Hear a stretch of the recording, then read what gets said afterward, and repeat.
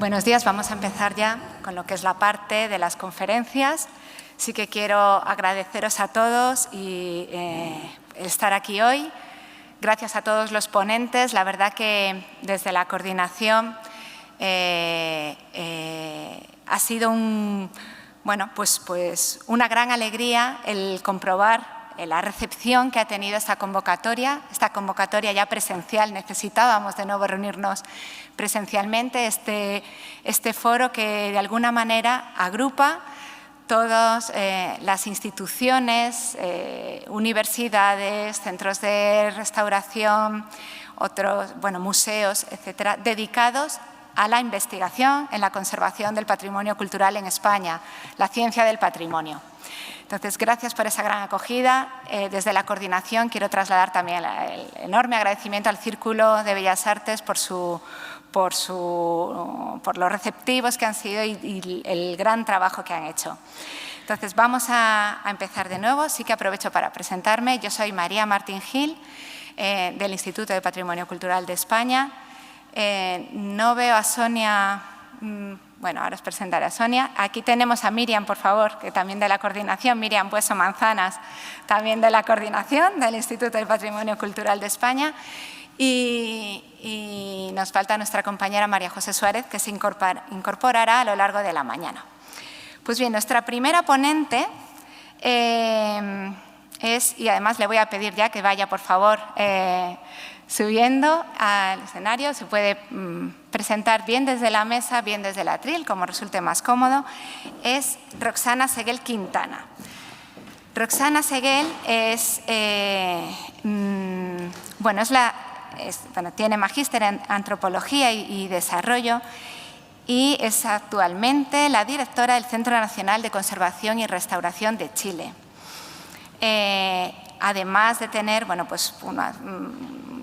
actividad muy intensa en el campo de la conservación del patrimonio cultural y voy a destacar que es consejera especial del director general de ICROM. Nos va a presentar en la conferencia Derechos, Territorios y Transdisciplinaridad en el Centro Nacional de Conservación y Restauración de Chile, que es sigue una línea que en Ciencia y Arte venimos de alguna manera trabajando en ella desde ediciones anteriores, que es identificar centros líderes en la conservación y restauración en otros países.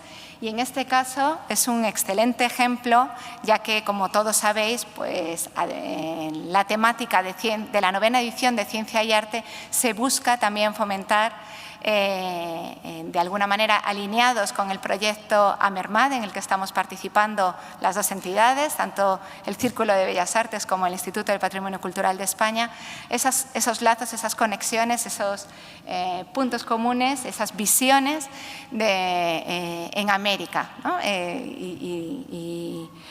Los trabajos americanos, la presencia del patrimonio cultural americano en España, y también es muy interesante, muy pertinente ver un centro líder en este ámbito, como es el Centro de Conservación y Restauración de Chile, conocerle un poco mejor.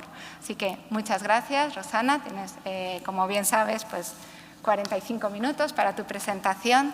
Desde la coordinación, con unos carteles de colores, iremos indicando cómo vamos con los tiempos. Gracias. Muchas gracias, Martina. Bueno, muchas gracias y buenos días a todas, todos y todes. Estamos muy contentos de esta invitación que nos ha hecho el Instituto de Patrimonio Cultural de España y a sus organizadoras, que se han portado estupendamente para que estemos todos juntas acá. Así que muchísimas gracias. Voy a poner la presentación. Si alguien me ayuda, sería genial.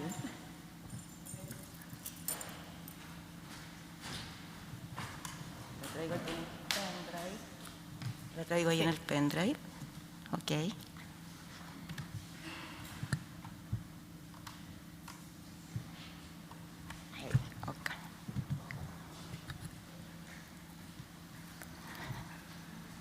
Es la que dice Roxana Seguel.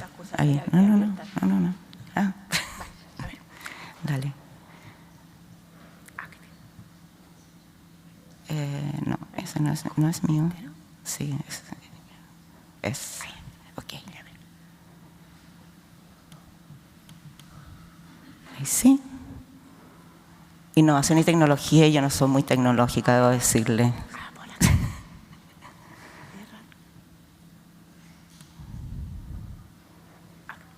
Soy análoga. Ok. A ver. Ok, ahora sí. Gracias, Miriam.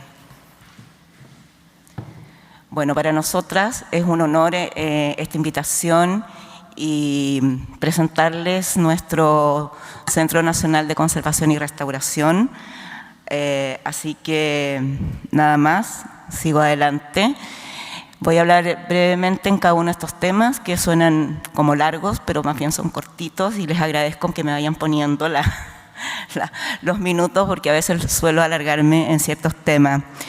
Les quiero presentar los antecedentes institucionales porque estamos cumpliendo 40 años justamente este año, así que es interesante saber cómo surgimos, producto, digamos, de necesidades que fueron detectadas en nuestro país hace ya 4 décadas. También presentarles cuáles son los principios y valores que sustentan el Centro Nacional de Conservación y Restauración de Chile, toda vez que ellos han implicado un cambio paradigmático en la forma como abordamos la preservación y la conservación y restauración del patrimonio cultural en nuestro país. Vamos a hablar algo de las definiciones estratégicas de la institución, nuestra estructura organizacional, y vamos a presentar un caso que tiene que ver con justamente cómo estamos implementando estos principios y valores en nuestros trabajos hoy en día, para finalmente cerrar con una pequeña reflexión. Lo primero que les quiero comentar es que el Centro Nacional de Conservación y Restauración de Chile surge justamente a través de un diagnóstico que se elabora en lo que era la Dirección de Bibliotecas, Archivos y Museos, hoy el Servicio Nacional del Patrimonio Cultural, que se realiza en conjunto con el PNUD y con la UNESCO, y que determinaron varios problemas que hace ya 40 años tenía nuestro país en torno a la preservación del patrimonio. Primero, había claramente un escaso desarrollo de la disciplina en el país. No existía, digamos, la formación de conservadores restauradores a nivel disciplinario. También eso implicaba que los problemas de conservación y de preservación que existían en las colecciones museológicas eran gravísimos. Ya había un alto nivel de daño, de deterioros activos en distintas colecciones del país, y había un proceso, digamos, creciente de pérdida de ese patrimonio. Por otro lado, se hacían intervenciones de restauración que eran desarrolladas por personas que con muy buena intención trataban, digamos, de recuperar los bienes patrimoniales, pero claramente estas no eran adecuadas, ¿cierto?, a los métodos que se seguían en otros países en relación a una creciente disciplina y formalización de la conservación y restauración en el mundo. Y por supuesto no habían profesionales especializados. En ese sentido, el Centro Nacional de Conservación y Restauración surge con el objetivo de diseñar y ejecutar políticas públicas en materias de conservación y restauración a nivel nacional. Perdón, creo que pasé demasiado rápido. Ahí, bueno. En ese contexto hemos desarrollado nuestra labor por más de 40 años y diríamos que ya cerca de una década empezamos a cuestionarnos cómo estábamos desarrollando la conservación de la restauración y cuál era nuestra vinculación ya finalmente con las personas, ¿no? Con las personas que se vinculaban con este patrimonio, y finalmente donde veíamos de manera más creciente procesos de patrimonialización que eran autoconvocados por las propias comunidades. Por lo tanto, dentro de la perspectiva y del trabajo, nos señalamos, y justamente a la luz de la creación del Ministerio de las Culturas, las Artes y los Patrimonios, que fija ciertos principios. Nuestro ministerio, a diferencia de ustedes, es muy nuevo, entra en régimen el 1 de marzo del año 2018, conjuntamente además con el Ministerio de Ciencia, Conocimiento e Innovación. Por lo tanto, en Chile tenemos dos ministerios vinculados a la cultura, el arte, la ciencia y el patrimonio, que son muy jóvenes y que, si bien las instituciones que estaban detrás, ya acompañándolo, ambos sectores funcionaban a la luz del Ministerio de Educación.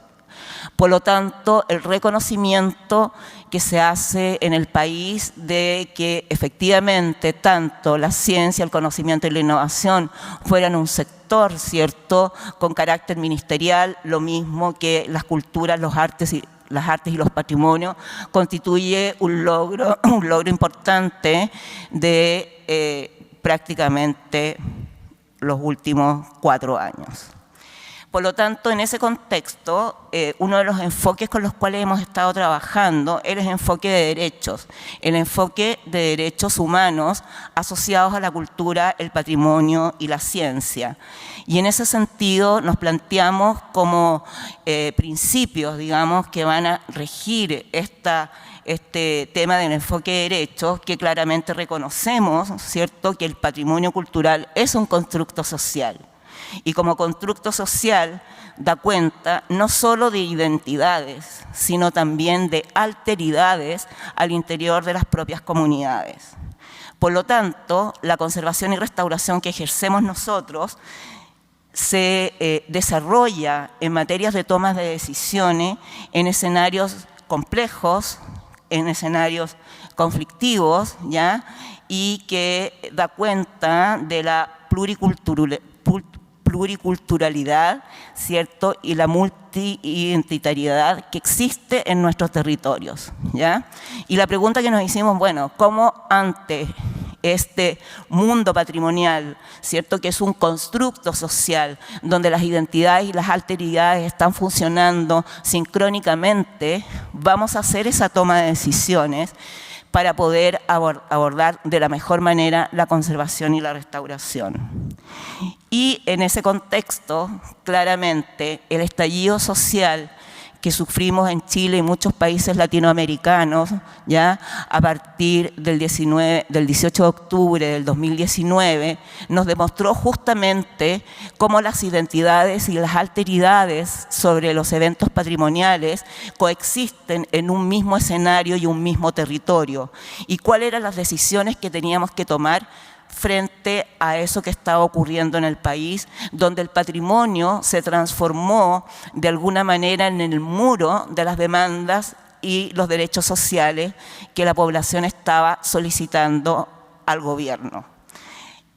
La imagen que ven ustedes ahí se transformó en la imagen icónica del estallido social, que es un monumento público declarado como tal por nuestra legislación de preservación y preservación patrimonial, que es la Ley de Monumentos Nacionales, ya una ley bastante antigua que estamos tratando de cambiar, es una legislación de la década del 70, y ese monumento, que es el monumento erigido al general Baquedano, se transformó en un espacio de pugna y de lucha política, ideológica y de apropiación de un espacio público en tensión.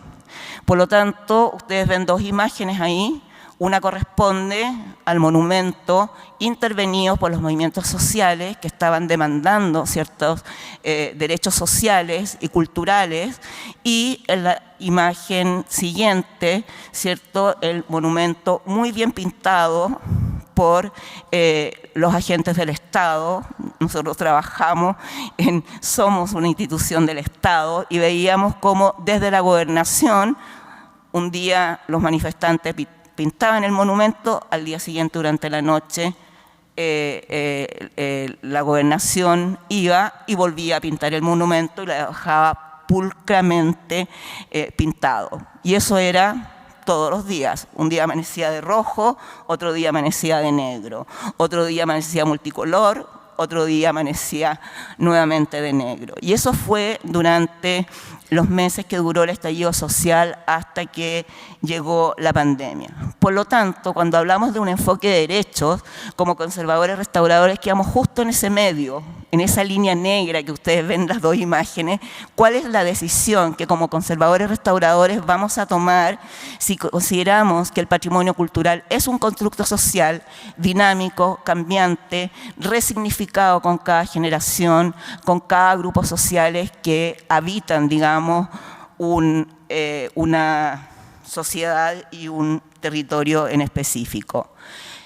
Sorprendentemente, toda esa lucha, ¿cierto?, que se estaba dando con el patrimonio cultural en el espacio público específicamente, ya se transformó y se agrupó a través de cabildos autoconvocados de las propias comunidades que decidieron, digamos, reflexionar en torno al patrimonio cultural, la relevancia e importancia que éste tenía, ¿cierto?, para las distintas comunidades.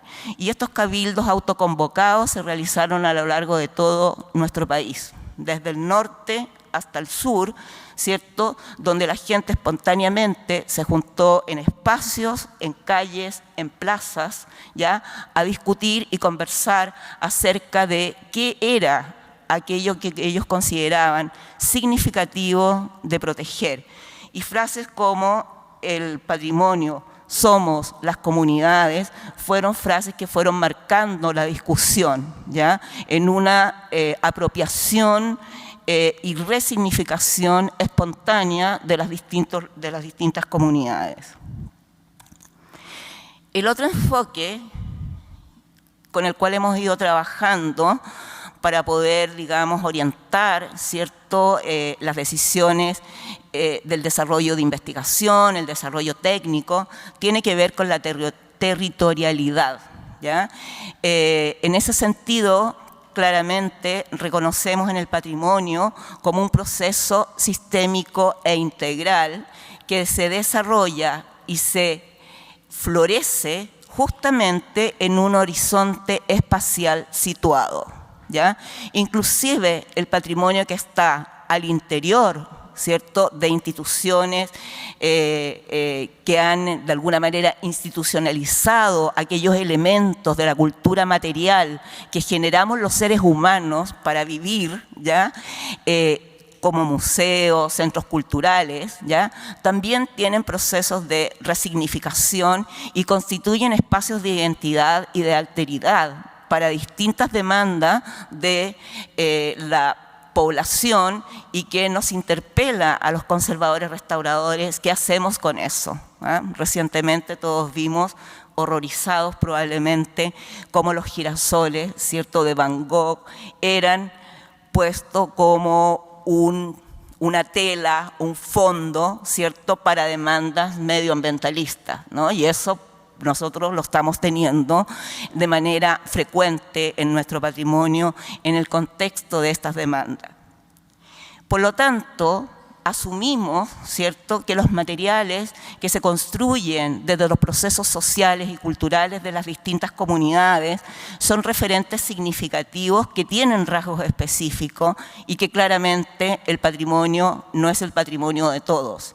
El patrimonio es el patrimonio de aquellos grupos que levantan, esconden, ponen en circulación en un momento determinado de la historia aquellos elementos que le hacen sentido a su existencia en un presente como es el de hoy. Muchas demandas tienen que ver con lo que ya nos decía, ¿cierto?, uno de los presentadores acá, discúlpenme, no conozco el nombre de todos, ¿ya?, pero que hablaba de cómo el cambio climático, ¿cierto?, está incidiendo en las vidas de las personas, ¿cierto?, y estamos frente a situaciones complejas de la humanidad en cuanto, digamos, a temas que tienen que ver con el hambre, temas que tienen que ver con la inmigración, y entonces desde el arte, desde la cultura y de la ciencia, cómo nos hacemos cargo de las nuevas demandas que la sociedad contemporánea del presente nos lleva. Por lo tanto, cuando hablamos de conservación y restauración, nos planteamos que nuestras tomas de decisiones tienen que ser pertinentes y sustentables a esos territorios. Porque como bien ustedes saben, nosotros somos un país delgado, una franja larga, larguísima y angosta de tierra, ¿cierto?, donde los territorios de la zona extremo norte son completamente distintos al extremo sur. ¿Ya? Pasamos desde las costas desérticas, ¿cierto?, de regiones como Arica y Parinacota, a los bosques valdivianos, húmedos y calientes de la zona del sur.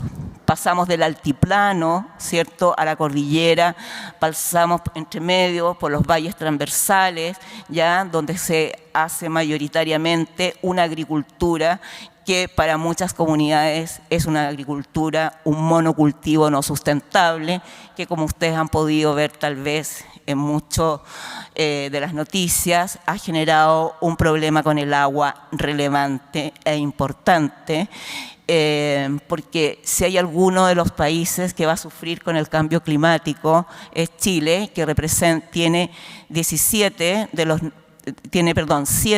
de los 10 componentes de lo que va a traer el cambio climático, y el agua constituye un problema importantísimo generado por el monocultivo.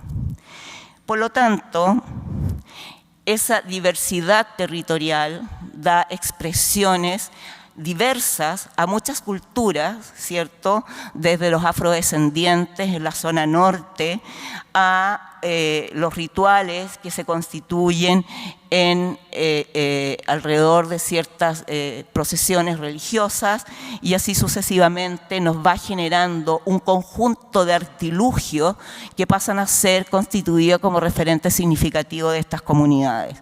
Por lo tanto, el territorio como espacio donde se entrega y se hace la vida cotidiana y donde surgen los referentes significativos para las comunidades es algo importante de reconocer, analizar, estudiar.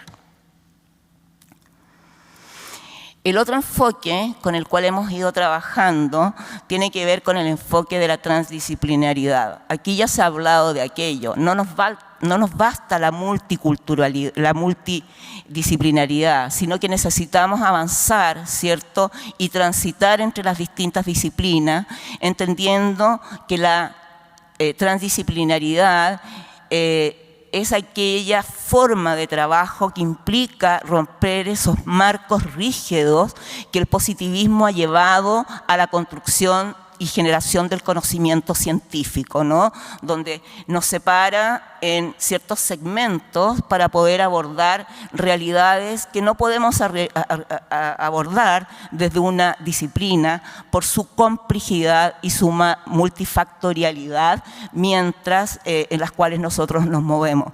Por lo tanto, avanzar hacia un enfoque transdisciplinario es fundamental, porque es la manera de poder construir perspectivas teóricas, metodológicas y técnicas innovadoras que vayan más allá de la multidisciplina, sino que finalmente se construya rompiendo esos marcos rígidos que la academia a cada uno de nosotros, yo provengo de esa formación positivista, ¿no?, donde las artes, las ciencias duras, como se les llama, y que estudia problemas blandos, ¿ya?, a diferencia de las ciencias sociales, que nos llaman blandas, pero estudiamos problemas duros, ¿ya?, tenemos que avanzar. Por lo tanto, la ruptura de esos marcos construidos desde la ciencia positivista es algo que debemos romper y ampliar, ¿ya? Y en este sentido entendemos que la generación de conocimiento innovadora implica establecer relaciones dialógicas con múltiples conocimientos y saberes, ¿ya? Por lo tanto, porque solo desde esa manera la conservación-restauración puede dar respuestas viables a la preservación del patrimonio cultural en un mundo incierto y cambiante como el que tenemos hoy en día. ¿Y qué significa eso? Que además de las investigaciones rigurosas, sistemáticas y metodológicas que hacemos desde el campo de la conservación y restauración, tiene que entrar en relación, ¿cierto?, y transferencia de conocimientos y saberes con otras formas de aprender la realidad, ¿ya? Y esas otras formas de aprender la realidad tienen que ver con aquellos especialistas que están asentados en las propias comunidades y que hasta el día de hoy se han transferido conocimientos, memorias de saberes que son sustentables en un mundo como el hoy. Las personas que viven en el norte son las que con los saberes ancestrales han logrado que sus construcciones de piedra y de adobe permanezcan frente, por ejemplo, a un país sísmico como el nuestro, ¿no? En la medida que perdamos esos conocimientos, ¿ya? Perdemos también las maneras para hacer sustentable un patrimonio que ha sido preservado, restaurado por las propias comunidades. El patrimonio en adobe que tiene nuestra población y nuestras distintas comunidades del norte es un ejemplo de aquello, cuyos conocimientos nosotros debiéramos dialogar para poder entender cuáles son aquellas técnicas que se utilizan que han permitido una mayor preservación de ese patrimonio y que podemos poner en relación dialógica con los conocimientos que surgen, ¿cierto?, del ámbito académico y del ámbito de las ciencias. Lo mismo con los textiles, ¿cierto? Son las textileras mapuches que han podido preservar aquellos elementos significativos que son necesarios para que la machi haga sus rituales frente a las necesidades que esa comunidad tiene. Y necesitamos conocer cuáles son esos conocimientos que la machi tiene, porque la faja que usa no es la faja de ella, es una faja que proviene de la abuela, de la abuela, de la abuela, de la abuela, y que al día de hoy aún se preserva. ¿Por qué? Son conocimientos que tenemos que aprender para poder conservar justamente aquellos elementos de esa comunidad que están hoy en nuestros museos. Por lo tanto, el rescatar los conocimientos tradicionales es para nosotros en este momento no solamente un enfoque de transdisciplinariedad, es un enfoque de derechos humanos, de reconocer que ese tipo de conocimiento es un conocimiento válido para la ciencia y es un conocimiento además territorial, ¿ya? Por lo tanto, se conjugan estos tres sentidos. En ese contexto, no voy a leer todo el texto, nosotros de alguna manera no hemos reformulado nuestras definiciones estratégicas a partir, digamos, de la entrada en vigencia del nuevo patrimonio, del nuevo ministerio, perdón. Y lo que más nos interesa, ¿cierto?, en términos de visión, es que finalmente todo lo que hacemos en el Centro Nacional de Conservación y Restauración de Chile tenga como fin la salvaguardia de las memorias, las identidades y la diversidad de los territorios. Porque entendemos que en ese proceso vamos a poder enfrentar las demandas que el futuro tiene para la sociedad humana. Por lo tanto, cuando nos planteamos como misión, nosotros con la protección, recuperación y valoración del patrimonio, mediante aquellos ejercicios y acciones que comúnmente hacemos, volvemos a rescatar ese tema. ¿Por qué? ¿Y para qué lo vamos a hacer? Porque nos interesa nuevamente la diversidad y la sustentabilidad de los territorios, de sus memorias y sus identidades. Son las memorias, ¿cierto?, de los pueblos originarios de nuestro país que nos permiten entender, por ejemplo, cómo fue o cómo se han recuperado, ¿cierto?, de los tsunamis que tuvimos, por ejemplo, con el sismo del 27F. Reconstruir esas memorias, reconstruir cómo actuaron, ¿cierto?, más allá de lo que la ciencia de la geoarqueología nos permite identificar dónde estuvo y dónde hubo, ¿cierto?, un tsunami, es entender cuáles son las respuestas que vamos a tener frente a esos fenómenos cada vez más creciente, más intenso en un mundo de cambio climático. Por lo tanto, volver a eso y recuperar la memoria, no solamente de esos saberes intangibles, inmateriales, también es recoger la conservación y la restauración y la preservación de los artilugios materiales que dieron sentido a esos momentos de la historia. Y los pueblos y las comunidades los tienen absolutamente claro, ¿ya? ¿Cuáles son entonces nuestros objetivos? Nuestros objetivos para la acción, ¿ya? Lo primero es que trabajamos a través de la asistencia técnica y a través de las intervenciones, pero en esta lógica, ¿no? Teniendo claro, ¿cierto?, el enfoque de derecho, el enfoque de territorio y el enfoque de la transdisciplinaridad, trabajando con las comunidades para mejorar las condiciones de preservación de aquellos elementos que son de interés local, regional y nacional, ¿ya? También nos interesa obviamente la investigación y nos interesa generar información y conocimiento en torno al resguardo del patrimonio. Para ello tenemos un programa de trabajo sobre investigación y documentación, pero que no hacemos solo y exclusivamente desde nuestro laboratorio, lo hacemos con las personas de las comunidades que conocen, por ejemplo, los nombres originarios que tienen muchos de los elementos culturales que están en nuestros museos. Los pueblos originarios claramente no llaman a las cosas, ni las cosas significan lo que nosotros desde Occidente hemos dicho que son, ¿ya? Desde nuestra propia cultura hegemónica que ha impuesto ciertas lógicas discursivas a esos patrimonios. Entonces, nada, vamos a las comunidades y hacemos la investigación con las comunidades, en un concepto de investigación participativa donde ellos son nuestros pares investigadores, ¿ya? También nos interesa, obviamente, el poder hacer transferencia de conocimiento para potenciar a las personas encargadas del patrimonio, y esa transferencia de conocimiento la hacemos a través de proyectos de formación académicos que tienen que ver con convenios con universidades. Ahora estamos a punto de firmar un convenio con una universidad privada para poder restituir la carrera de pregrado en Chile en materias de conservación y restauración, pero también hacemos capacitaciones entrecruzadas con los pueblos originarios, por ejemplo, con las distintas comunidades, ¿no?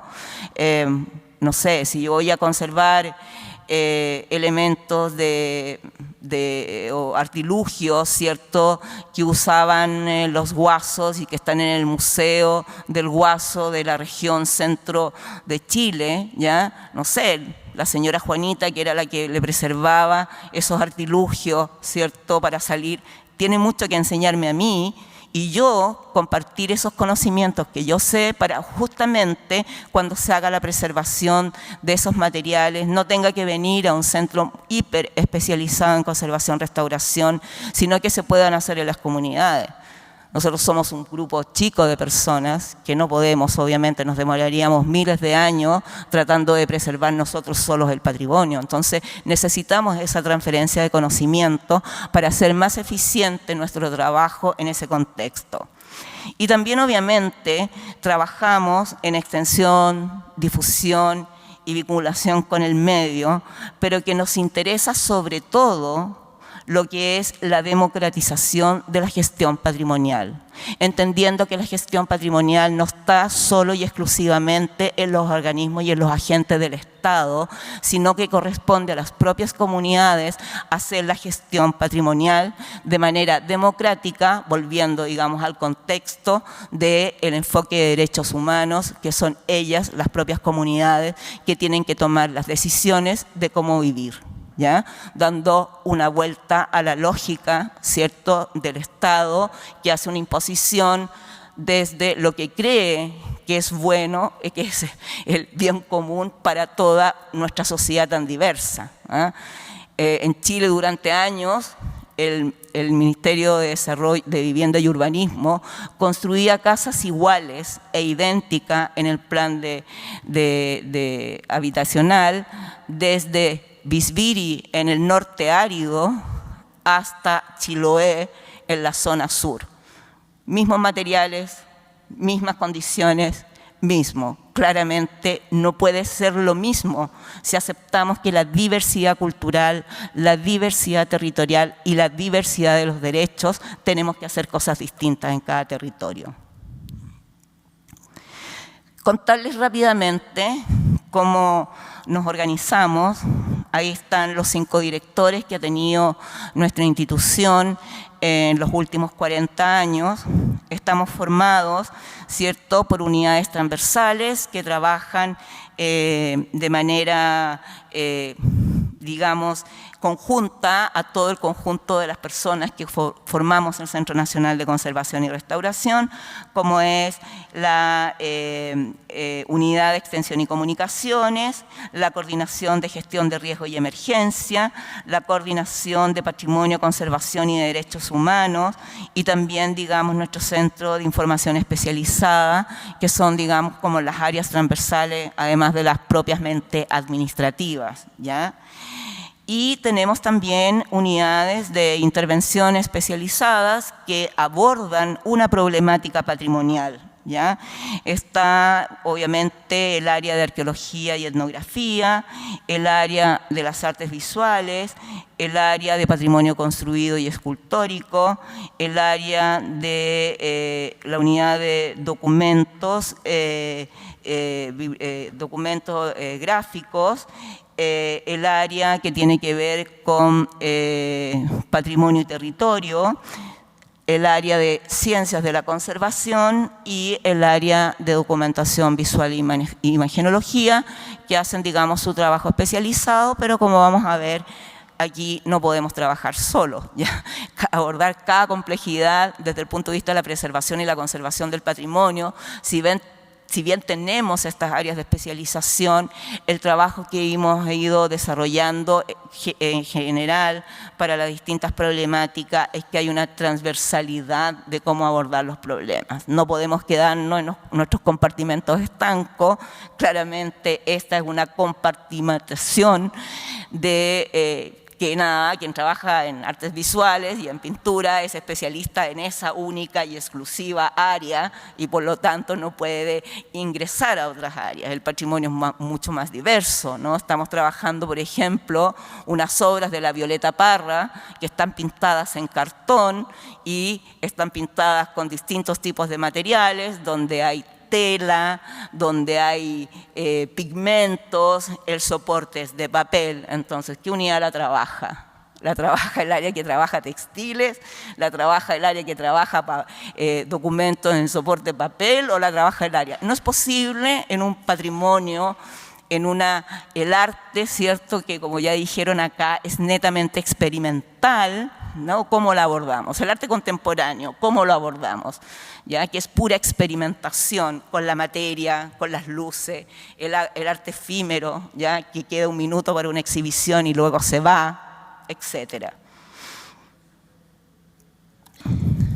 Y olvidé decirles que además funcionamos con comités que nos ayudan a esa transversalidad, ¿ya? El Comité Conservadata, que tiene este número porque se preocupa de la información, todos generamos información, nosotros no tenemos un activo que es el patrimonio, por nuestros laboratorios y por nuestras vidas, los patrimonios llegan y se van, por lo tanto, el principal activo que tenemos como Centro Nacional de Conservación y Restauración es la información y la generación de conocimiento de las obras que pasan por nuestros expertise. Por lo tanto, para nosotros lo más importante y nuestro principal activo patrimonial es la información y el conocimiento que generamos.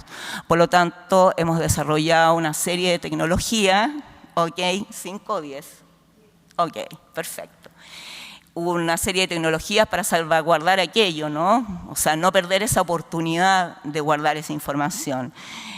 Obviamente está el Comité de Gestión de Riesgo y Emergencia, es transversal a todas las unidades, los tipos de emergencia que tenemos son diversos, los riesgos son diversos, el estallido social, no les digo lo que significó eso para nuestro centro, cuando todo el espacio público, todo el patrimonio que estaba en el espacio público estaba siendo intervenido por los distintos grupos sociales. Y ahí figuramos nosotros corriendo de un lado a otro, tratando de salvar lo que se podía salvar. Y finalmente, obviamente, el Comité de Patrimonio, Conservación y Derechos Humanos, un tema transversal. Rápidamente, porque me quedan 10 minutos y quiero llegar al final. Les cuento las líneas de trabajo que más o menos estas unidades tienen y como les cuento se desarrollan de manera transversal. Cada una de estas líneas de trabajo no es que las aborde una sola unidad, sino que se genera un equipo para abordar el problema. Nuestra forma de enfrentar el trabajo es enfrentar un problema y eso tiene que ver con un problema sociocultural en relación a esa obra, ¿ya? Por lo tanto, para poder resolverlo, en el centro trabajan físicos, químicos, biólogos, pero también trabajan geógrafos, antropólogos, historiadores del arte, conservadores, restauradores, obvio, ¿ya? Pero en el fondo se arman equipos multidisciplinarios para resolver un problema que es de carácter sociocultural y que está afectando un referente significativo que llamamos patrimonio, ¿ya? Y poder entenderlo, cómo lo vamos a abordar y cómo vamos a decidir, por lo tanto es transversal. Bueno, la unidad de patrimonio arqueológico tiene 4 líneas de acción, que son el trabajo de intervención con los materiales, el trabajo que se desarrolla en terreno, trabajamos muchísimo con los sitios de memoria, que son aquellos lugares que fueron ocupados por la dictadura de Augusto Pinochet como centros de detención, tortura y exterminio, y trabajamos con las colecciones que están en los museos y hemos implementado desde el año 2017 la metodología RIORG. Documentación visual y imagenología, obviamente hace el trabajo común que hacen todas las unidades, hace el trabajo, digamos, con cámara, con rayos X, tenemos convenios para hacer tomografía computada o cualquier otro análisis que se requiera hacer más específico desde esa área imagenológica. Tenemos la unidad de patrimonio construido, que obviamente trabaja sobre, creo que me salté, trabaja sobre, no, voy para otro lado. Ahí. Trabaja sobre patrimonio construido, obvio, y patrimonio escultórico, monumentos públicos, imaginería colonial, policromada, y la área de patrimonio y territorio, que trabaja fundamentalmente donde instalamos una I de patrimonio dentro del Sistema Nacional de Información Territorial, que es una política de Estado que lleva el Ministerio de Bienes Nacionales, donde se instaló la información patrimonial al interior de la plataforma como un tema relevante para la toma de decisiones y la planificación del territorio. Y tenemos también, bueno, la unidad de las artes visuales que trabaja en el área de los murales, la pintura contemporánea y la pintura habitual, el área de patrimonio gráfico documental que trabaja sobre obras planas, archivos y documentos, y el laboratorio de ciencia donde están biólogos, físicos que hacen todo el trabajo que todos sabemos, ¿ya? Y además está la unidad de extensión y comunicaciones, donde a cargo de las visitas guiadas, de organizar los talleres comunitarios que hacemos con las distintas poblaciones, está a cargo de la página web y del área de publicación, y además, digamos, con la interacción que tenemos con el laboratorio con el Ministerio de Ciencia, para poder ejecutar trabajos en el programa que tiene el Ministerio, que se llama Explora, que es la difusión del conocimiento científico, principalmente a niños. La Coordinación de Patrimonio, Conservación y Derechos Humanos trabaja en 3 ejes, que son los sitios de memoria, los problemas de género vinculados al patrimonio y los temas que tienen que ver con las poblaciones originarias. Y finalmente, gestión de riesgo y emergencia, trabajamos con distintas áreas vinculadas a estos temas. Actualmente estamos desarrollando un convenio con bomberos para poder hacer el manejo y el aprendizaje mutuo de cómo salvar los bienes ante una emergencia de incendio y obviamente cómo prevenir eso. Y actualmente implementando con los directores regionales del servicio, 5, ¿ok? Implementando con los directores regionales del servicio el Plan Nacional de Reducción de Riesgo de Desastre que tiene Chile y que se inserta en el marco de Sendai de las Naciones Unidas para temas, obviamente, con el patrimonio.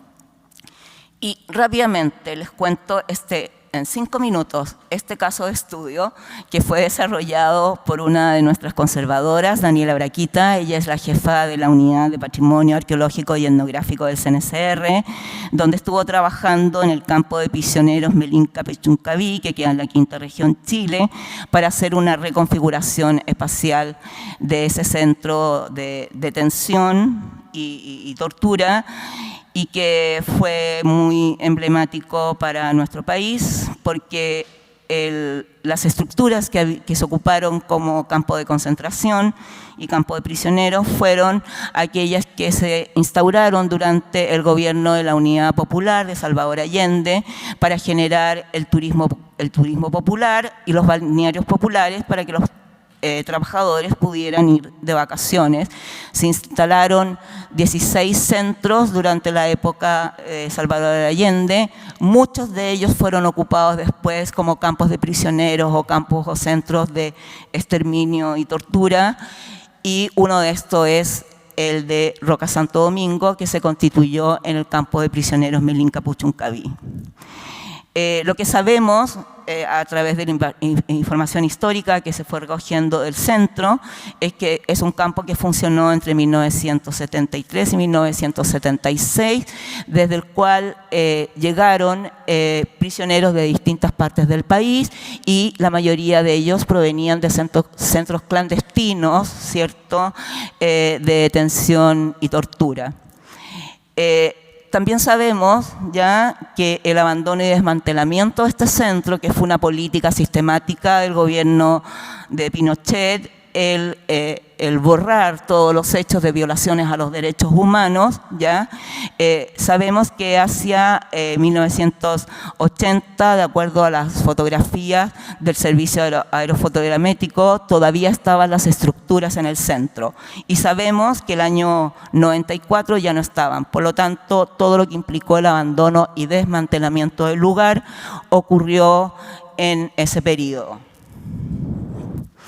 También sabemos que el inicio de la recuperación del campo se inicia en el 2014, producto de que los exprisioneros o familiares de los exprisioneros conforman una organización que permite, digamos, luchar por la recuperación del campo y recuperar del lugar.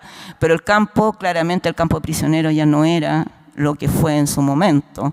Si ustedes ven en las imágenes, finalmente es un sitio baldío, donde no hay nada, ¿ya? Y lo único que encontramos son algunas estructuras,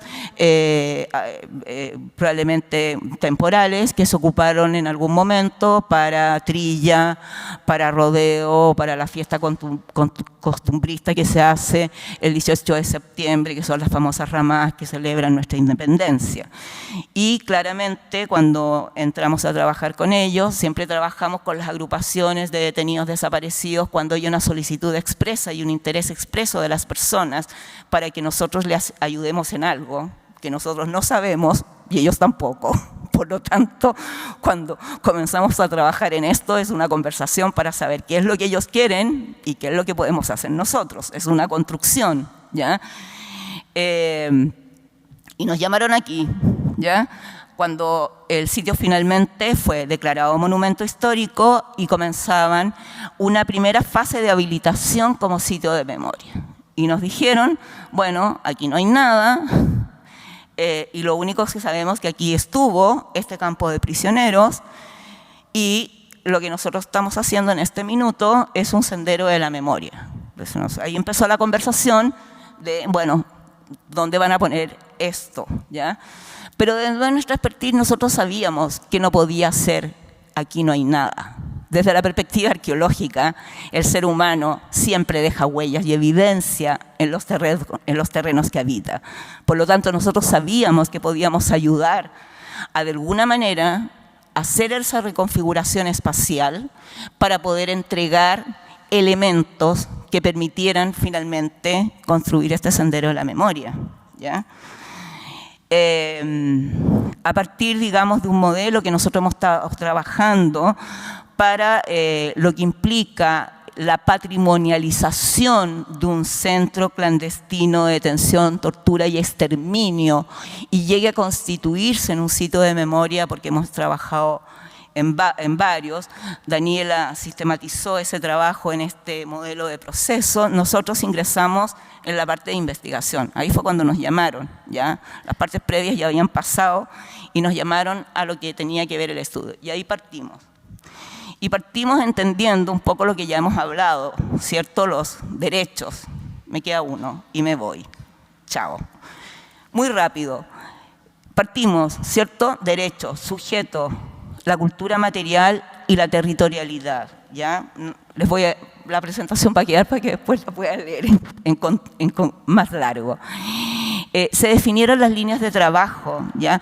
Y cada una de estas áreas y fases de trabajo se trabajaron con las comunidades, ¿ya? Con la comunidad de detenidos que pasaron por ese centro. Cada una de estas fases se trabajó y se construyó, ¿cierto? A través de los testimonios de quienes estuvieron ahí, cada una de las partes. A partir de ello, ¿cierto? Se generó un inventario hipotético del campo, qué es lo que debíamos encontrar en el campo, en un terreno baldío, y con ello se definieron las técnicas y metodologías a utilizar desde el campo de la investigación arqueológica. Se trabajó espacialmente con fotografía aérea, se trabajó con prospección geofísica, con inspección para empezar a construir y levantar rasgos y estructuras y algún elemento de la cultura material que fue quedando. Y evidentemente estaban ahí, ¿no es cierto?, las improntas de los postes que definían el cierre del campo de concentración. Los elementos estaban presentes en el sitio, ¿ya? Los cascos de balas estaban presentes en el sitio y eso permitió claramente construir, ¿cierto?, el sitio y reconstruir cada uno de los elementos de la memoria que quienes estuvieron ahí nos dijeron que estaban. Además permitió zonificar cuáles eran los espacios más importantes en términos de cuáles eran los espacios de resguardo y preservación para la memoria en que iban a quedar, dónde se podía hacer una intervención con una lógica más museográfica, una línea de circulación, un área de protección para seguir con las investigaciones. Y eso permitió instalar la única cabaña que quedó de todo lo que fue desmantelado y que los propios prisioneros encontraron en el fondo de la escuela de la localidad, una de estas cabañas que había sido llevada. Por lo tanto, permitió desmontar esa cabaña, que también se hizo con lógica arqueológica, desmontar algo y volver a montarlo, ¿ya? Se hizo la investigación de todos los huellas y marcas que los prisioneros habían dejado en los muros, ¿ya? Y eso permitió también que los propios prisioneros, en la foto que ven al lado, pudieran plantar ese árbol ícono que ya no estaba, que era un molle y que era lo único que recuerdan como un imaginario significativo. Y claro, paso para cerrar, porque ya veo a Martina que está parándose. Palabras de cierre. Solo les puedo decir que desde la conservación, restauración y desde donde estamos trabajando es pasar del objeto al sujeto, donde lo que importa son las personas que se relacionan y se vinculan con el patrimonio. No solo ese que está fuera de estas construcciones donde nosotros hemos institucionalizado el patrimonio, que son nuestros museos, sino también ahí trabajamos con las comunidades, con aquellos que visitan el museo, son los que son nuestros referentes. Por lo tanto, ese es el camino incipiente en el cual estamos empezando a trabajar y que queremos profundizar para los próximos años. Listo.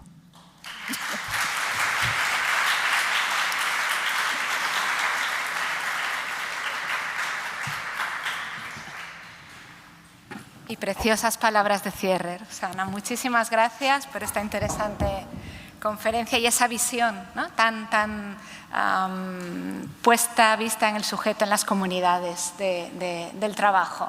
Enhorabuena. El siguiente ponente, Rafael Rodríguez Ponga, para trasladarnos una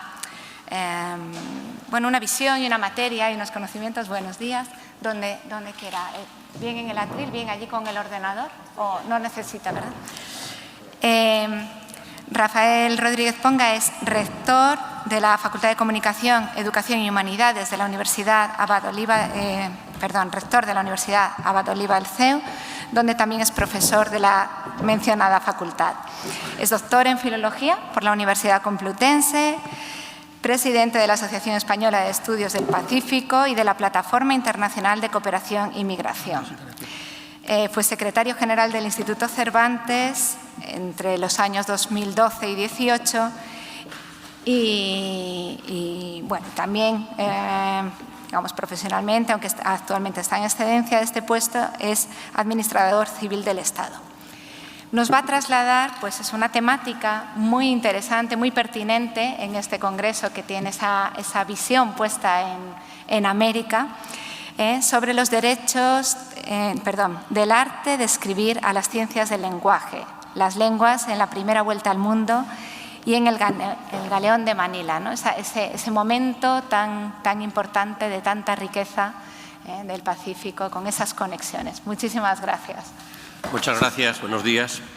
Empiezo, lógicamente, con las naturales palabras de agradecimiento a quienes me han invitado a estar aquí y afirmando algo evidente. Estamos en el año 2022. Volveré sobre ello, porque es importante. Cuando estaba oyendo la conferencia anterior y cuando estaba pensando cómo venir aquí ante tan ilustre auditorio, pues yo recordaba mis años o mis experiencias en las Islas Marianas en el año 85, 1985, cuando hice el trabajo de campo de investigación con mi mujer, que en paz descanse, para conocer la lengua chamorro de las Islas Marianas.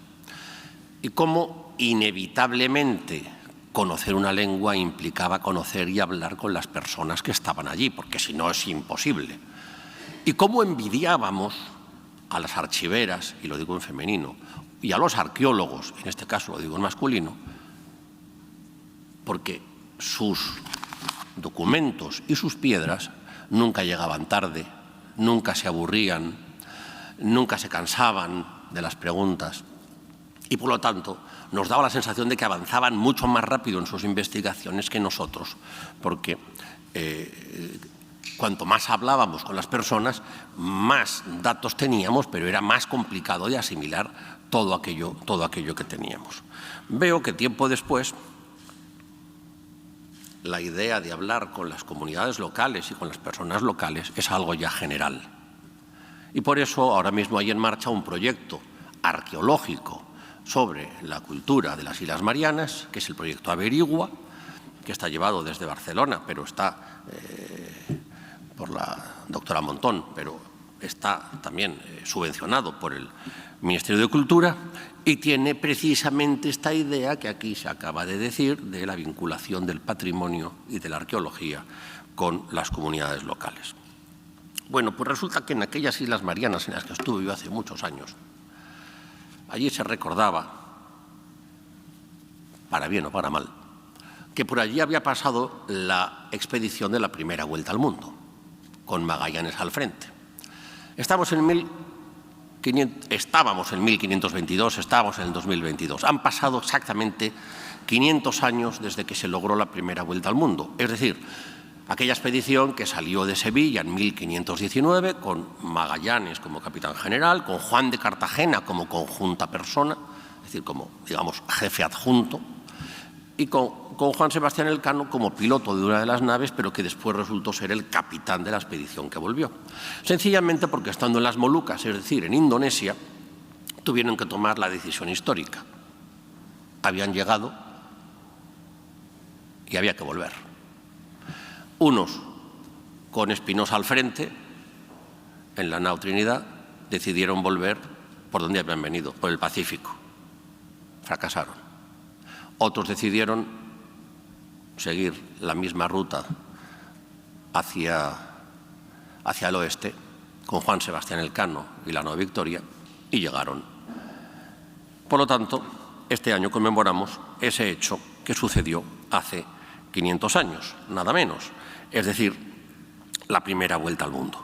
A partir de ahí, y no voy a referirme a tantos hechos históricos, pero sí está en el título de esta ponencia, entre la Nueva España y Filipinas se estableció una ruta anual, o más que anual, había años que había más barcos y años que había menos, que según desde donde salía recibía el nombre de Galeón de Manila, cuando salía de Manila a Acapulco, Galeón de Acapulco, cuando salía de Acapulco y llegaba a Manila, o como llevaba productos asiáticos, Nao de China o Galeón de China, y por lo tanto, pues según digamos, esa perspectiva, pues tenía nombres distintos, y es uno de los fenómenos que más nos llama la atención ahora, cómo durante cientos de años pudo haber esa ruta continua y las consecuencias que eso implicó, porque eso significaba que las tierras americanas y las tierras asiáticas, con Oceanía en medio, estaban unidas por mar, porque uno de los grandes logros de la primera vuelta al mundo fue demostrar que lo que nos une en la Tierra no es la Tierra, lo que nos une en la Tierra es el mar. Podemos dar la vuelta al mundo por mar, no podemos hacerlo por tierra. Bueno, pues esa ruta que digo que fue el Galeón de Manila unió a través del Océano Pacífico tierras, continentes, y por lo tanto ahí tenemos ya una importante observación, una posibilidad de observación de patrimonios interconectados en todos los sentidos, porque allí iban y venían barcos, objetos domésticos, objetos decorativos, libros, armas, herramientas y seres vivos, animales, plantas y personas. Y además esas personas hablaban, con lo cual la lengua de un lado y de otro del Pacífico hacía que las palabras iban y venían. Las palabras, la música, las ideas, las creencias, de manera que se convirtió en una ruta que amplió enormemente las relaciones humanas. Claro que también desde el punto de vista político, religioso, comercial, y aquí quiero hacer una observación. Cuando se dice que la ruta del Galeón de Manila era una ruta comercial, no es una definición inocente. Cuando se dice que los galeones en el Caribe o en América del Sur hacían labores comerciales, no es una declaración inocente. Y eso los arqueólogos, y especialmente los de arqueología subacuática, tienen que saberlo. Creo que algunos lo saben y por eso lo dicen. Porque eso está juzgando la naturaleza jurídica de ese buque de entonces y, por lo tanto, los derechos jurídicos en derecho del mar hoy con respecto a ese pecio. Definir esa ruta como ruta comercial significa que quienes buscaban hace 500 años y buscan hoy el oro de los galeones lo están definiendo como algo comercial, no como realmente lo que era. Claro que había comercio, pero era mucho más. En el Galeón de Manila iban todos, claro que iban comerciantes, pero iba el gobernador, el escribano, el misionero, el marinero, la familia, la mujer, a veces hasta los hijos. Iban muchos, iba todo tipo de gente. Tampoco había tantos barcos, o sea que tenían que ir todos juntos, claro. Pero lo importante es que todo aquello se logró, todo aquello fue posible. A ver, lo dice aquí el título. Por la ciencia, por el conocimiento que tenían en el Renacimiento, por la ciencia que había en Sevilla, por la ciencia que había en Lisboa, por la ciencia que tenían todos ellos, los conocimientos de náutica, de ingeniería, de astronomía, de cartografía, de matemáticas, tenían unos conocimientos enormes, y de lenguas, sobre todo en este caso el conocimiento del latín, como la lengua común culta de Europa. Y por eso los libros de Copérnico, de Tomás Moro, o de Erasmo de Rotterdam, o de Pedro Ciruelo, sí, Pedro Ciruelo, catedrático de matemáticas en la Sorbona. Luego los españoles dijeron aquello del maestro Ciruela, que no sabía escribir ni tal, pero sabía muchísimo. Era un ocultísimo, catedrático de matemáticas en el Renacimiento, uno de los hombres más cultos de Europa. Bueno, pues resulta que tenían una lengua común, que era el latín. Pero además había una preocupación por las lenguas. Eran los años de la primera vuelta al mundo, los mismos años, más o menos, de la Biblia políglota complutense.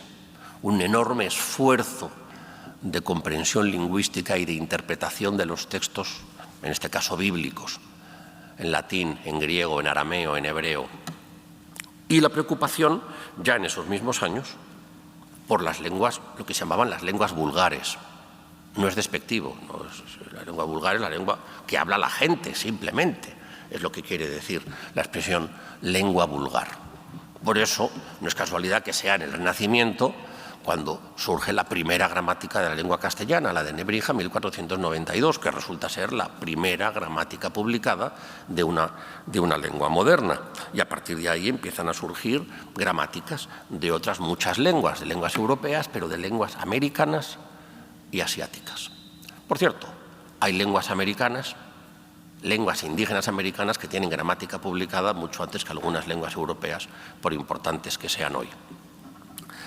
¿Y cómo se llamaban esas gramáticas? Pues resulta que en muchos de esos libros el título que vemos es arte. Arte de la lengua mexica, arte de la lengua tagala, arte de la lengua general del Reino de Chile. Se llamaba arte. El arte era también el conocimiento de una lengua. No, el arte era el conocimiento, porque también los libros de navegación, lo pueden ver por ahí, algunos libros de navegación tenían como título Arte de marear. Marear no es estar enfermo, ni marear es sin cordiar al prójimo. No, no, marear era navegar en el mar. El arte de marear o el arte de la lengua maya o de la lengua mandarina. Es decir, arte significaba conocimiento. Arte es muy bonito que arte significara conocimiento. Y lo importante es que en toda esta situación, los navegantes aportaban no solo su conocimiento, claro que sí, sino sus lenguas respectivas. Sus lenguas respectivas. Y esto es muy interesante, porque claro, ¿qué lenguas hablaban? Llevo años haciéndome esta pregunta. Llevo años recopilando datos para intentar contestar esta pregunta. Algún día daré una respuesta, pero no será tan rápida como la de hoy. Es decir, hemos pasado de la idea de arte a la idea del conocimiento, de la idea de lo estético, lo literario. Claro que la lengua también es arte. Con la lengua se hace poesía, se hace novela, se hace teatro. La lengua da pie para unas manifestaciones estéticas desde tiempo inmemorial, ya sea literatura escrita o sea literatura oral. La lengua sirve para el arte, es evidente, pero sirve para el conocimiento propio, para el conocimiento mutuo y para las relaciones humanas. Por eso, y vuelvo a las Islas Marianas, cuando en 1668 el beato Diego Luis de San Vitores escribió la primera gramática de la lengua chamorra, aunque él era burgalés, ¿en qué lengua la escribió? En latín. Fíjense qué bonito, siglo XVII, la primera gramática escrita de una lengua de Oceanía está escrita en latín. ¿Por qué? Pues porque como jesuita suponía que otros misioneros, y tenía toda la razón porque fue así, otros misioneros serían de otros países. En las Islas Marianas, si uno ve los listados, resulta que más de la mitad de los misioneros que fueron por allí no eran españoles. Su misión no era hispanizar, y por eso unos eran, en versión actual, pues venían pues de Bélgica o de Alemania o de Italia o de otros lugares. Por lo tanto, el latín servía, tenía esa misión de lengua vehicular, de lengua del conocimiento y de lengua de la ciencia. Todas las demás lenguas también, el español también, pasó de ser una lengua meramente regional a convertirse en una lengua de conocimiento amplísimo en la geografía internacional. Y, por cierto, no solo porque Antonio de Nebrija fuera el que hiciera la primera gramática de la lengua castellana, hubo después más gramáticos y gramáticas, como su propia hija, Francisca de Nebrija, o como Luisa de Medrano, o Beatriz Galindo, la latina, recordada en Madrid pues, en nombres de edificios, barrios y estaciones de metro. Y todo esto nos lleva a que efectivamente el conocimiento lingüístico significó en el Renacimiento un enorme avance en el conocimiento. Con todas estas gramáticas, con todo este estudio, por un lado, de las lenguas clásicas, del latín y las demás lenguas clásicas, las lenguas bíblicas, pero por otro lado, todas las lenguas del momento, la aportación al conocimiento fue extraordinaria, porque gracias a eso hoy podemos interpretar muchas cosas. Cuando ustedes se enfrenten a un texto, un documento, unos papeles, hay un pergamino de Dios sabe cuándo y tal, pero gracias a esas gramáticas alguien podrá interpretar, o a esos vocabularios, a esos diccionarios, alguien podrá interpretar qué es lo que ponía ahí. En la primera vuelta al mundo, claro, hay que destacar el papel de Pigafetta, Antonio de Pigafetta, que escribió la crónica más conocida. Hay más, hay bastantes más escritos de lo que parece sobre la primera vuelta al mundo, pero quien escribió la crónica más completa fue este veneciano, Pigafetta, que nos dejó desde el punto de vista lingüístico unos documentos extraordinarios, unos listados de palabras del Brasil, donde hay lenguas caribes y lenguas, palabras caribes y de la familia caribe y palabras de la familia tupí-guaraní. Extraordinario. Nos dejó un vocabulario de la lengua, claro, los llamaron así, ¿no? Los gigantes patagones del sur de Argentina y de Chile. Eran los tehuelches. Fíjense que estamos hablando de 1520, 1521, y tenemos ya el primer listado de palabras de esas lenguas indígenas de América del Sur. Pero luego se fue a Filipinas y escribió también aquí otro listado enorme de palabras filipinas, casi todas de la lengua bisaya cebuana, pero con influencia del tagalo. En fin, esto está estudiado. Y después, cuando dice la lengua de estos pueblos moros, se refiere a los musulmanes de la zona del sudeste asiático, es decir, los malayos. Está ya describiendo la lengua malaya. Es una riqueza lingüística para el conocimiento, una riqueza extraordinaria. Fíjense, y me gusta decirlo, claro, que desde la lingüística algunos conocimientos, algunos criterios de la lingüística han pasado después a otras disciplinas. Cuando uno lee algún libro, por cierto, muy conocido, que ustedes sabrán, pues hace muchos años, pues, Estructura económica de España, o cuando los sociólogos hablan de la estructura social, esto viene del estructuralismo lingüístico, que alguna vez ustedes habrán estudiado, de Saussure. El primero que aplica la idea de estructura al conocimiento y a las ciencias es Saussure, es en la lingüística. O cuando uno ve a los informáticos que hablan de la sintaxis, me parece fabuloso. Es decir, conceptos puramente gramaticales, puramente lingüísticos, han pasado a la informática. Claro, porque es la manera de comunicarnos. Es que si no estudiamos el lenguaje, ¿cómo vamos a comunicarnos? Si ahora ustedes me entienden, es porque tenemos un código común y porque podemos comunicarnos, porque ustedes y yo no es que hablemos, es que incluso hemos estudiado también la misma lengua. Bueno, pues en aquel viaje de la primera vuelta al mundo, sí, claro, era el Renacimiento, tendrían el latín como lengua común, porque ¿qué hacía un veneciano como Pigafetta, un portugués como Magallanes, un español como Elcano? ¿En qué se entenderían? ¿En veneciano? ¿En portugués? ¿En vasco? ¿En castellano? No, probablemente se entendían en latín. Bueno, un latín romanceado, un latín modernizado, pero bueno, un latín de marineros, pero más o menos sería algo así, pienso yo. Pero es que si uno se pone a ver uno por uno cada uno de aquellos tripulantes el listado de lenguas que salen es enorme y salen lenguas de los 5 continentes, porque no son solo los que salieron de Sevilla, sino que luego los que se fueron montando en cada uno de los sitios donde estuvieron. Consta que en Brasil subieron varios, consta que en América del Sur, Argentina, Chile, también subieron varios. Bueno, pues yo voy apuntando y digo, cada uno es un hablante de una lengua, de una o de 2 o de 3, porque la misma persona puede hablar varias lenguas. De manera que al final uno ve que eso era una expedición en la que hablaban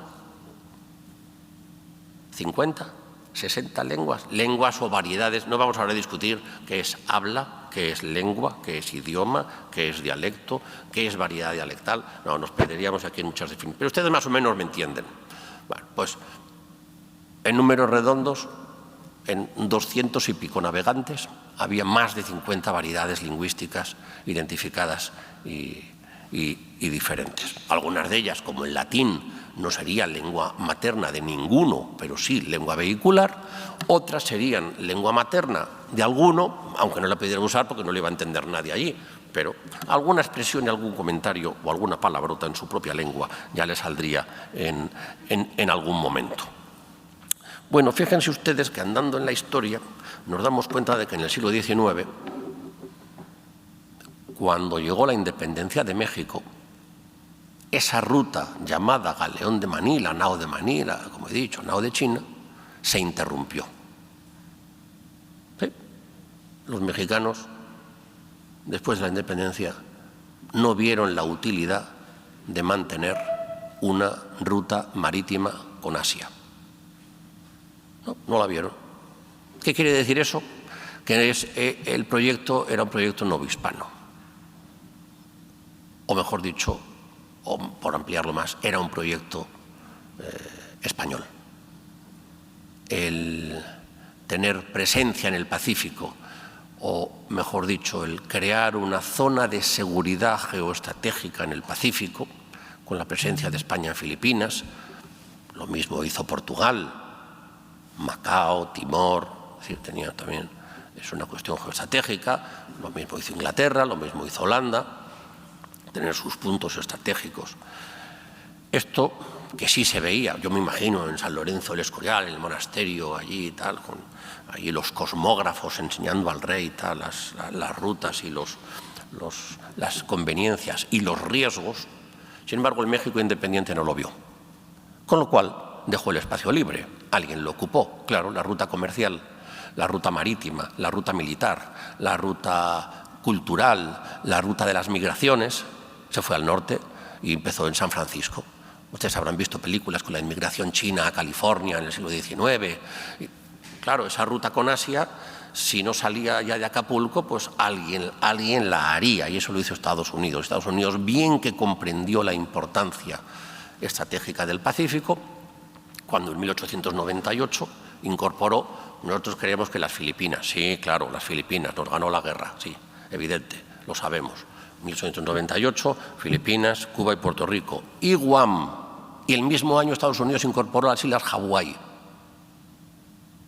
Las Islas Hawái no fue en guerra con España, lo que le interesaba era el mismo planteamiento novohispano, que es la presencia geoestratégica en el Pacífico, porque sabían que tarde o temprano sería un punto importante, como se demostró en la Segunda Guerra Mundial y la lucha que hubo en las islas del Pacífico, en algunos casos, una por una. Por lo tanto, resulta que todo esto que estamos hablando pues tiene mucha relación.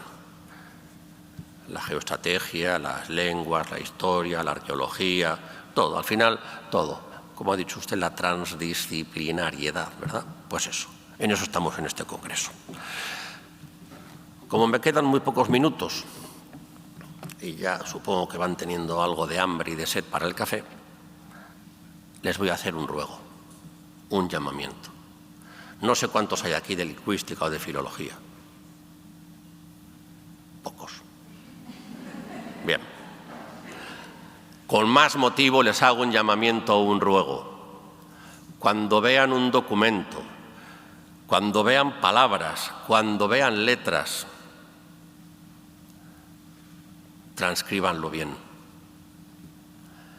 es muy llamativo cuando uno ve ahora documentos sobre la primera vuelta al mundo, y esto lo ha estudiado Alfredo Alvar, por ejemplo, profesor de investigación del CSIC, la carta que a la vuelta escribió Juan Sebastián Elcano al rey Carlos I, que ya se había convertido en emperador Carlos V, el original que él ha visto,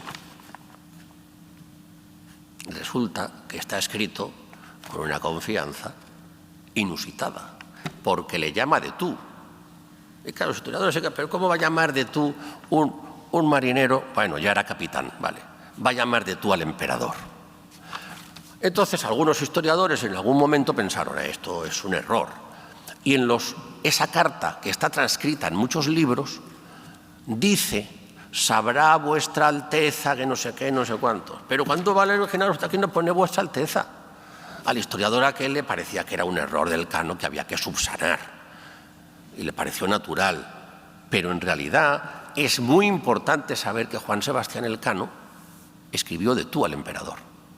No solo porque pueda demostrar sus pocos conocimientos del lenguaje de la corte, que probablemente indique eso, sino, como más de uno ha señalado, indica probablemente un rasgo propiamente vasco de su lengua materna, por tanto, de no distinguir, de no estar acostumbrado a distinguir entre el tú y el usted, y menos aún vuestra alteza o vuestra majestad. Y por lo tanto es simplemente un rasgo propio de marineros vascos. Bueno, pues este hecho para un lingüista es importante porque nos da unas pistas importantes. Y si esa palabra tiene dos Fs, pues tiene dos Fs, y si tiene dos S, o si tiene una H, pues pónganla con H. ¿Por qué se la quitan? No, porque así la gente lo lee mejor. Ya, pero ¿qué gente? Porque los que queremos después leer desde el punto de vista lingüístico, interpretar esos documentos, queremos sacar también conclusiones lingüísticas. No solo el dato puramente temporal, en 1500 no sé cuántos, vale, sí, genial, pero a lo mejor de ahí podemos sacar algo más.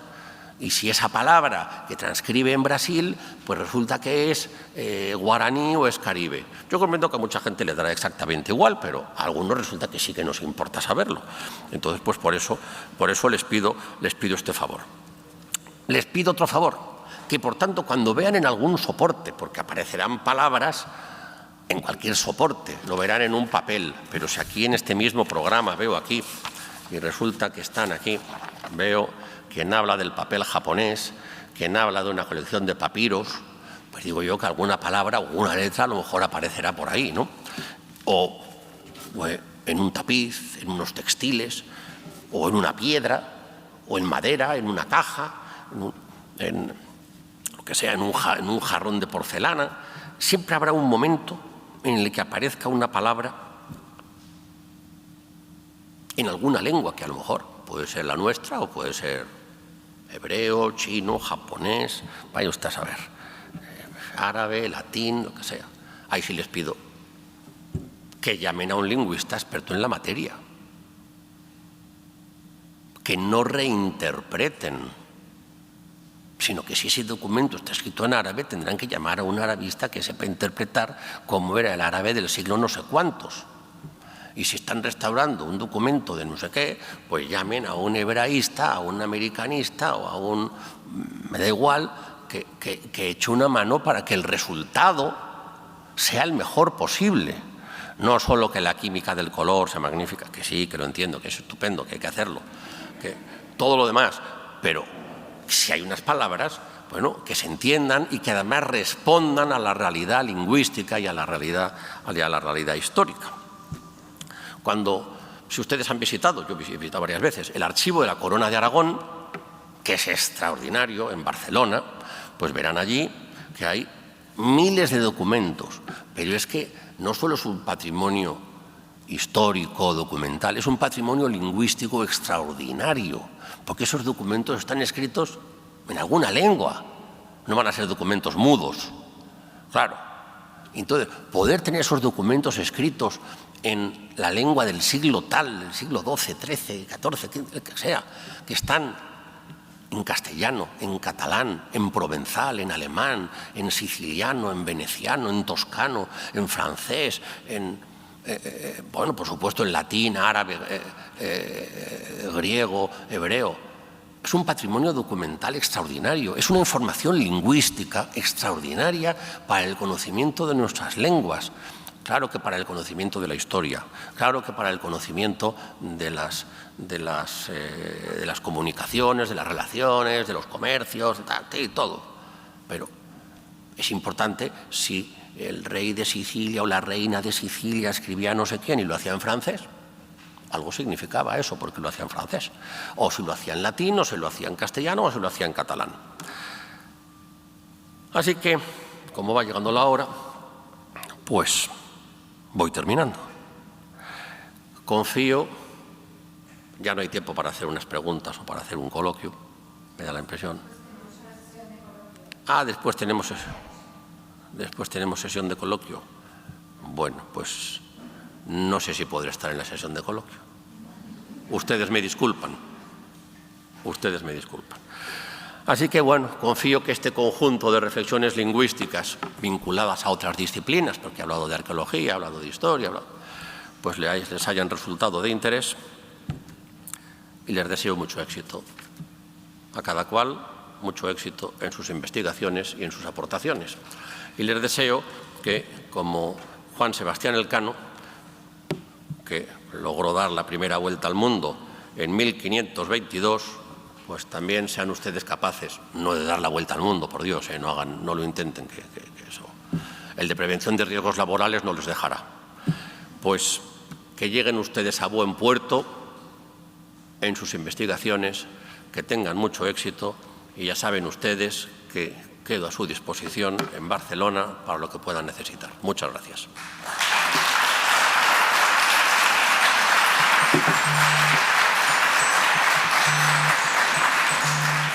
Si hay alguna pregunta, pues quizás sí que se puede formular ahora, si no es posible que esté luego en el debate y turno de preguntas. Así que si alguno de los asistentes tiene alguna pregunta, algún comentario. Sí. Yo, vamos, más que pregunta y comentario, pues sí que resaltar, ¿no? He apuntado, he tomado dos notas, ¿no? De la frase patrimonios interconectados, que nos lleva tanto además a este proyecto en el que estamos participando, a MERMAT, América en Madrid, y ese interés por el estudio riguroso, estricto y fiel a la documentación, que también quizá en un foro como hoy se alinea también con la necesidad de documentar, ¿no?, cualquier trabajo que se haga, pero efectivamente también luego un estudio muy riguroso de esa documentación, más aún cuando se trata de fuentes históricas con todo lo que ello conlleva. Tenemos para aquí un comentario.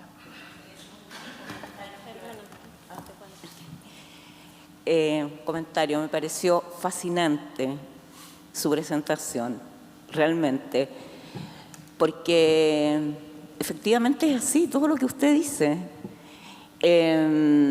Lo pensaba de nuestro trabajo, ¿cierto?, de preservación de los artilugios de las comunidades mapuche, que por tantos siglos, años, décadas, estuvieron instaladas en nuestros museos diciendo cosas que no eran, mostrando a través del lenguaje que nosotros le adjudicamos, dándonos cuenta ahora, ¿cierto?, con el rescate que hacen, digamos, las propias poblaciones del Mapudungún, dándole cuenta y asignándole usos a estos artilugios que no lo son, como tal cual nosotros los habíamos visualizado. Por lo tanto, el lenguaje es fundamental. El lenguaje nos dice, el lenguaje nos construye realidad, y construye realidad a tal punto que somos capaces de distorsionar la realidad a través del lenguaje. Por lo tanto, me pareció fascinante su presentación. Hemos encontrado además lenguajes crípticos en algunas cosas, ¿no? Nosotros que estamos trabajando muy fuertemente en que a lo mejor no es lenguaje, a lo mejor usted me puede corregir, no es mi área, pero trabajando en los centros de detención, ¿ya?, clandestinos, buscando con tecnología, ¿ya?, lo que logramos constatar, por ejemplo, tras los muros de pintura, ¿no es cierto?, que había, por ejemplo, en el baño detenido de uno de los centros emblemáticos de Chile, que es Londres 78, encontramos letras, ¿sabes? Eso obviamente no es un lenguaje, pero es un lenguaje finalmente, porque nos decían esas 3 letras que alguien que estuvo ahí dejó su huella, y su huella la deja a través de palabras, y eso obviamente es un lenguaje, porque algo nos dice de esa persona que estuvo ahí y que podemos entonces ahora rastrearla. Fascinante su presentación. Muchas gracias. Muy bien, pues entonces damos otro aplauso. Muchas gracias a todos ustedes. Muchas gracias.